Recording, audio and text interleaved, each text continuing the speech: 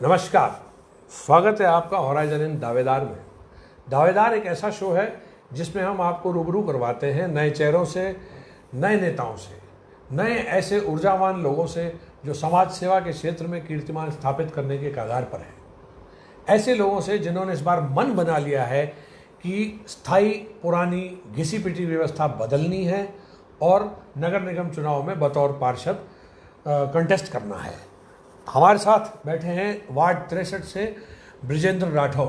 बृजेंद्र राठौड़ युवा हैं और काफ़ी दिनों से अपने वार्ड में सक्रिय हैं और काफ़ी समय से समाज सेवा के क्षेत्र में भी काम लगातार करते आ रहे हैं।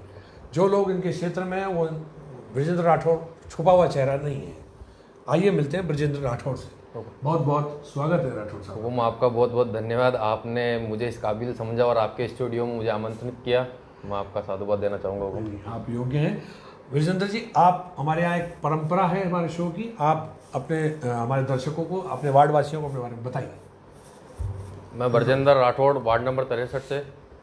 मैं अभी LLB फाइनल ईयर के अंदर हूँ। मैं वकालत करता हूँ रेवेन्यू बोर्ड के अंदर। मेरे बड़े फादर हैं श्रीमान डूंगर सिंह राठौड़, जो किसी पहचान के मोहताज नहीं है। उनके साथ वकालत करता हूँ। मेरा बैकग्राउंड भी देखा जाए तो पूरे वकालत से ही है। मेरे फादर वगैरह, मेरे ब्रदर हैं, मेरे बहुत सारे लड़के हैं वगैरह सब। हम 6-7 जनों का हमारा ग्रुप है, घर ही घर को, जो हम LLB करते हैं चैम्बर के अंदर। और मैं पिछले 10 साल से मैं मेरी वार्ड के अंदर सभी 36 कौम के साथियों की, लोगों की सेवा कर रहा हूँ तन मन से। और अभी जो ये कोरोना काल आया है, इस संकट के अंदर मैंने अहम भूमिका निभाई है मेरे वार्ड के अंदर। किसी भी तबके का लोग हो, उसकी तन मन धन से मैंने सेवा की है। और मैं चाहता हूँ कि पार्टी मुझे ये मंच दे, ये स्थान मुझे दे, ताकि मैं लोगों की सेवा कर सकूँ। मेरे अंदर एक भाव है। आपकी कितनी एज है बृजेंद्र जी? मैं अभी सर 26 साल का हूँ। 26 साल जी। और एजुकेशन वाइज आप लॉ ग्रेजुएट जी। तो लॉ ग्रेजुएशन करने के बाद आप वकालत करके आराम से अपना उसको कर सकते हो, लेकिन फिर भी आप चाहते हो कि सिस्टम में इस तरह से सेवा करें। सर मैं चाहता हूँ कि इस मंच से मुझे, ये मेरी नज़र में एक अच्छा मंच है जहाँ अपन 36 कौम के लोगों तक पहुँच सकते हैं। और दूसरा मेरा मन के अंदर एक ये भाव है कि जो मेरे वार्ड के वासी हैं, 6386 जो वोटर हैं, उनकी अगर कोई भी लीगल समस्या हो तो उसके अंदर भी मैं लीगल एडवाइस निःशुल्क में मेरे वार्ड वासियों के लिए दूँ। ये एक मेरी मन में इच्छा है कि मैं मेरे वार्ड के लोगों के लिए करूँ। बताइए, कितनी अच्छी सोच है बृजेंद्र की कि ये निःशुल्क सेवा अपने वार्डवासी, हर वार्डवासी को, 6300 लोगों की ये समस्या हल हो चुकी है बृजेंद्र के पावर में आते ही। या बृजेंद्र की सोच से आप देखिए कि 6300 लोग इस शहर के ये प्रिविलेज फील करेंगे कि अगर उन्हें कोई भी कानूनी समस्या हुई या कोई भी अटकन हुई लीगल, वो समस्या समाधान और वो सेवा अपने वार्डवासियों को बृजेंद्र फ्री देना चाहते हैं।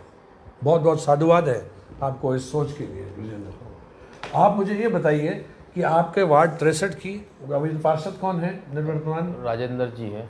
राजेंद्र राठौड़ बीजेपी से पार्षद है। अच्छा, आप मुझे एक बात बताइए, 5 साल में बृजेंद्र, आपको क्या लगता है कि राजेंद्र राठौड़ ने काम किया है, लेकिन ऐसा कौन सा काम है जो बच गया है, या ऐसी कौन सी समस्या है जो ज्वलंत है अभी?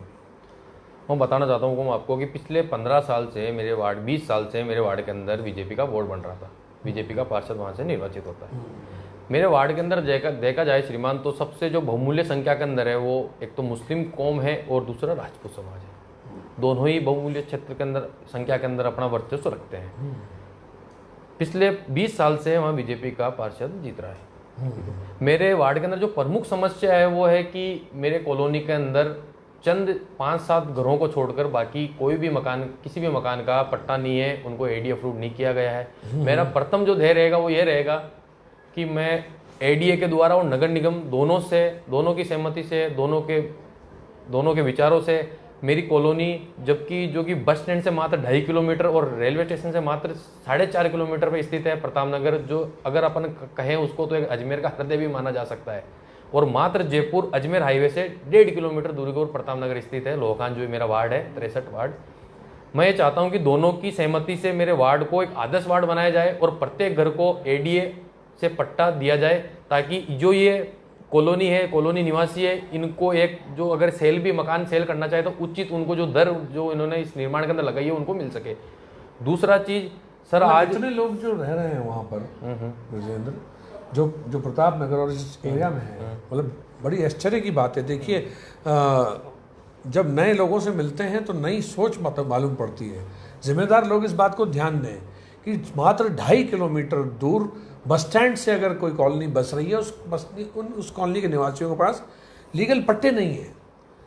ये मतलब कितनी चैलेंजिंग और कितनी मतलब शिकायतपूर्ण बात है, जो वाकई वहाँ रहने वाले आदमी को, आम इंसान को तकलीफ देती होगी। जहाँ एडीए और यूआईटी कॉलोनियों के नाम पर मतलब मीलों दूर जाके योजनाएं बनाते हैं। अभी हम थोड़ी देर पहले बात कर रहे थे, चौरसेवास ग्राम में जाके योजना काटी गई और गांव वालों की ज़मीन ले ली गई।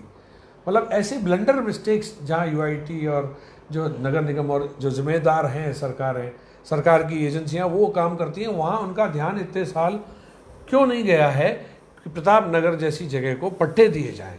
तो ब्रजेंद्र, ये पट्टे देने की प्रक्रिया में आपने कोई अभी तक रोल प्ले किया है, बात की है? नहीं, एक्चुअल में होता ऐसा है कि कोई भी व्यक्ति जो अगर मेरा क्या है जो वार्ड था सर, उसमें क्या कुछ सीमा है वन विभाग की भी है। तो एक तो सर मैं ये चाहूँगा कि वन विभाग से भी मैं अभी भी प्रयासरत हूँ लगभग, और मैं कई बार लेटर भी दे चुका हूँ वन विभाग को, कि आप अपनी जो सीमा है उस पर कोई पिलर वगैरह ऐसा अंकित किया जाए, हाँ, चिन्हित किया जाए, ताकि कोई भी अगर गरीब आदमी भी अगर 1-1.5 लाख रुपए के लालच के चक्कर के अंदर किसी ने 50 गज का ही प्लॉट लिया और उसने वहाँ निर्माण किया, तो एक तो पहले उसने उस गरीबी से निकल के किसी से पैसे उधार लेके उसने वहाँ प्लॉट लिया, दूसरा वो 2-4 मकान बनाते उसका फिर तोड़ने आ जाएंगे। तो कहीं ना कहीं देखा जाए तो वो मरण है वो गरीब तबके का लोग का ही माना जाएगा।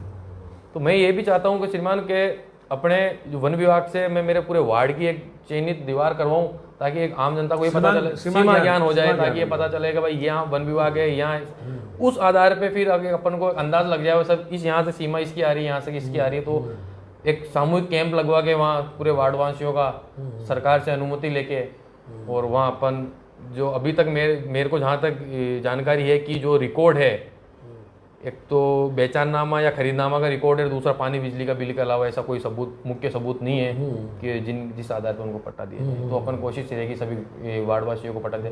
दूसरा सर, एक मेरे वार्ड के अंदर सर एक डिस्पेंसरी जो है प्राथमिक चिकित्सा की सुविधा उपलब्ध नहीं है। मेरे वार्ड वासियों को सर पुलिस लाइन जाना पड़ता है प्राथमिक चिकित्सा के लिए भी, पुलिस लाइन जो लाइन के अंदर डिस्पेंसरी है वहाँ पे। तो मेरा एक ध्येय ये भी है कि मैं एक डिस्पेंसरी वहाँ। दूसरा सर, एक मेरे वार्ड के अंदर मुस्लिम कम्युनिटी ज़्यादा है थोड़ी, तो सर एक वहाँ जो कब्रिस्तान बना हुआ है सर, वो काफ़ी पुराने टाइम का बना हुआ है सर, वहाँ पे भी जगह है सर, वो सीमित थी। अब आपको भी पता है जन्म मरण ये किसी के हाथ में नहीं है, ऊपर वाले का, जो भगवान अल्लाह जो भी आदेश करे, प्रभु इच्छा हरी इच्छा प्रबल है। तो वो स्थान भी सर छोटा है, तो सर उसके लिए भी मेरे एक मन में है कि वहाँ एक कोई दूसरा स्थान समाज को दिलाया जाए, चिन्हित करके सरकारी भूमि के अंदर से, ताकि उनको भी वहाँ सुविधा मिल सके। बहुत अच्छी बात है ये है सर। दूसरा सर, वहाँ क्या है, जो मेरी एक पास में शास्त्री नगर स्कूल भी है मेरे वार्ड के पास में, तो वहाँ सर क्या है, मैं चाहता हूँ कि वहाँ ऑप्शनल उर्दू सब्जेक्ट वहाँ दिया जाए, ताकि जो ये बालिकाएं हैं सेंट्रल गर्ल्स में या पुलिस लाइन स्कूल के अंदर न जाके पास में जो मेरा वार्ड है पीलीकान की जो क्षेत्र की बालिकाएं हैं, बहनें हैं, उनको सामने शास्त्री नगर वार्ड है, तो वहाँ जाके उनको शिक्षा ली जाए उर्दू शब्द के सर। देखिए, ये भी एक बहुत चिन्हित करने लायक बात बताई है ब्रजेंद्र ने, बहुत अच्छी विजन बताई है ब्रजेंद्र ने। ब्रजेंद्र, मुझे एक बात बताएं, आपने किस पार्टी से अपनी टिकट की उम्मीद की है? सर मैंने कांग्रेस पार्टी से दावेदारी की है सर। मैं सामान्य कार्यकर्ता के रूप में सेवा देता रहा हूँ सर, और आगे भी देता रहूँगा। और कांग्रेस ने अगर आपको सपोज टिकट नहीं दिया तो आप क्या करेंगे? सर कांग्रेस मेरी पार्टी जिस भी प्रत्याशी को टिकट देके भेजेगी, मैं उसके साथ तन मन धन से साथ लगूंगा सर। देखिए कितने लकी इनफ हैं कि ब्रजेंद्र कह रहे हैं कि अगर पार्टी ने टिकट नहीं दिया तो भी पार्टी के फेवर में काम करेंगे। मैं इसीलिए कहता हूँ, मेरे हर साक्षात्कार में कहता हूँ, अपील करता हूँ राजनीतिक दलों से कि इस तरह के स्वच्छ और स्वाभिमानी चेहरों को और वफादार चेहरों को ज़रूर मौका दें। ब्रजेंद्र एडवोकेट होने के बावजूद चाहें तो बड़ा आराम से अपना जीवन यापन अपनी वकालत करके कर सकते हैं, लेकिन फिर भी ब्रजेंद्र ने यह सोचा है कि मैं वकालत भी करूंगा तो इन 6300 लोगों से वकालत के पैसे नहीं लूंगा।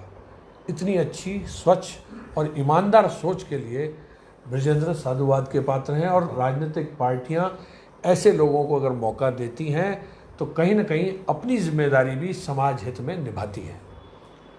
फिर किसी नए वार्ड में, फिर किसी नई सोच, फिर किसी नए चेहरे के साथ जल्दी मिलेंगे।